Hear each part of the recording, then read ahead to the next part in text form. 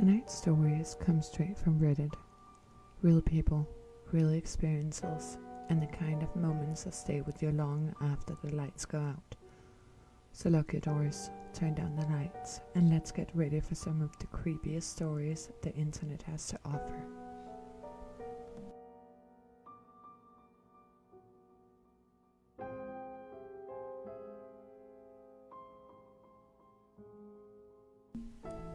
I was solo camping in the Mount Rainier foothills around 1990.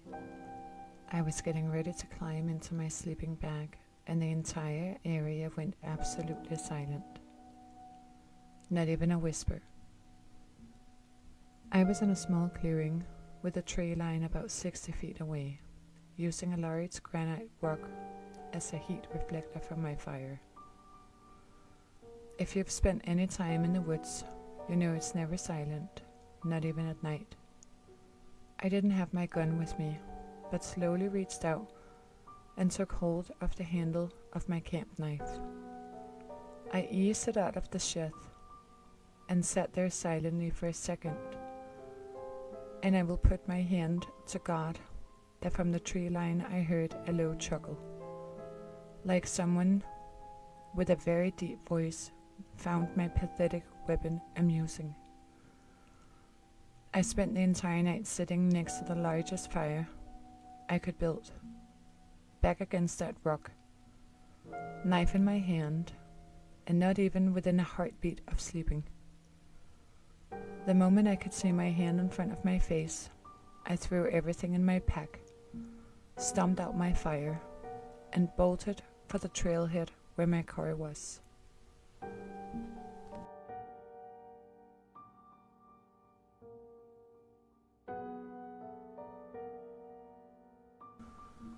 Years ago, I was in England at an ex-boyfriend's home in a large Victorian mansion in Brandon, Suffolk. Gorgeous English countryside. It was his parents' home. They had been in his family for about 3 generations, if I remember correctly. He was called into work, and I was left in the home with his mother. She came upstairs to let me know that she was going to be running errands and she would be gone for the day, so I was home alone.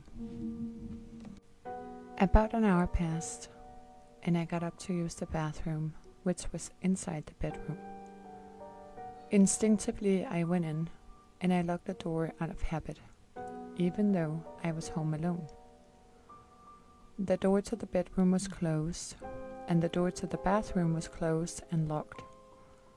I heard knocking on the bedroom door, and I kept answering for somebody to come in, and no one answered.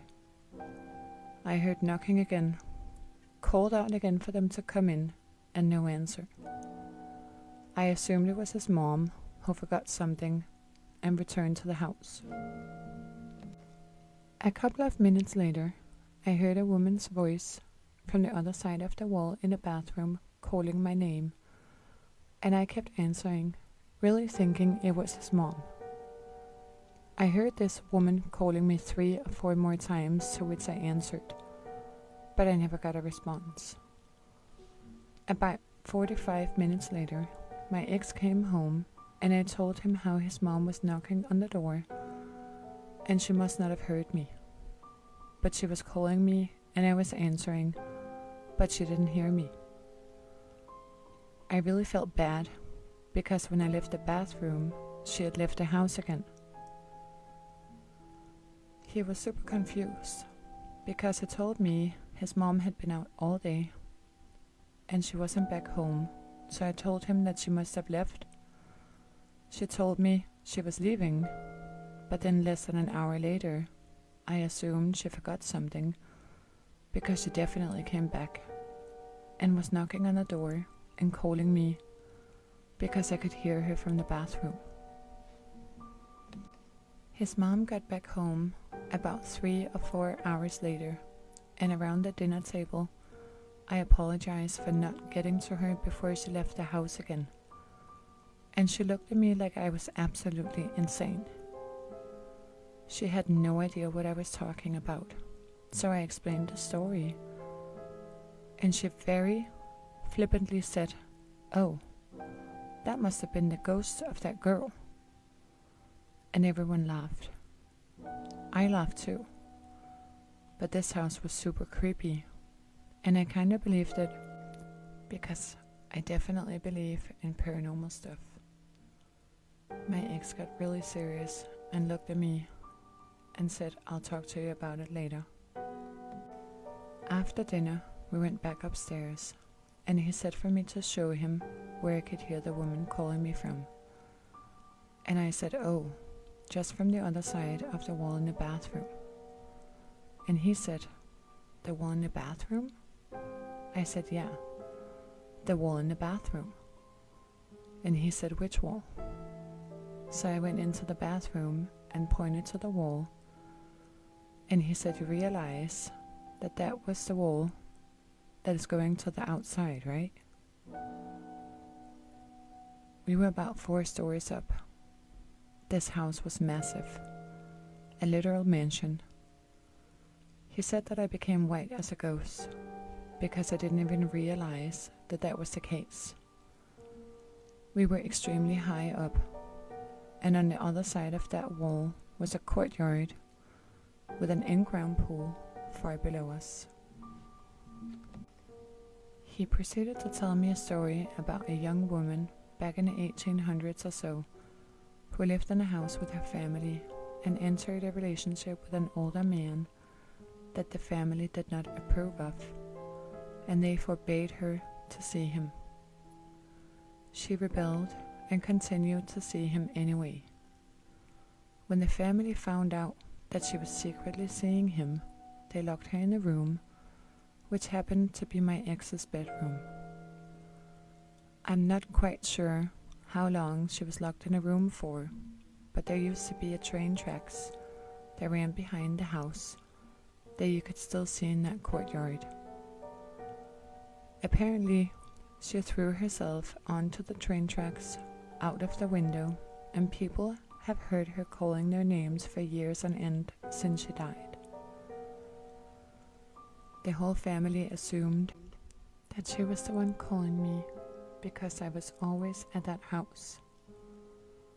Needless to say, I never wanted to sleep in there again.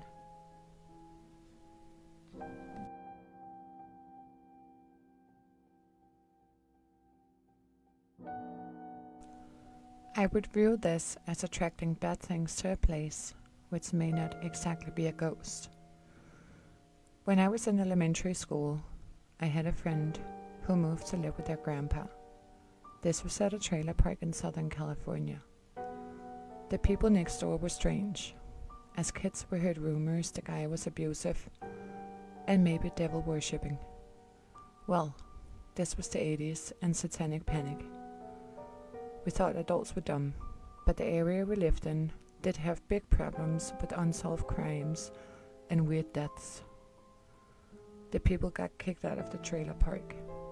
After a month, still no one rented the trailer. We thought, of course not. Place is creepy, so let's sneak in if we can. It was a hot summer, and there's a trick to popping those old metal locks. It worked. We snuck in one afternoon. It was at least 100 degrees outside. Inside was awful hot. The old trailers had big windows you could crank open, but it was dark in there. Unusually dark for daytime.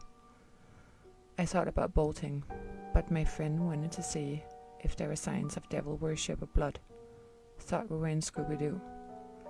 Down the hall we go. Check one room, then the next, which is wood paneled and so dark. It's cold. There's no air conditioner. These places only have swamp coolers, and it's not on. I look at her, and we ran. Something was wrong in that room. I didn't want to invite it home with me. No one ended up living there. The trailer got yanked out of the park.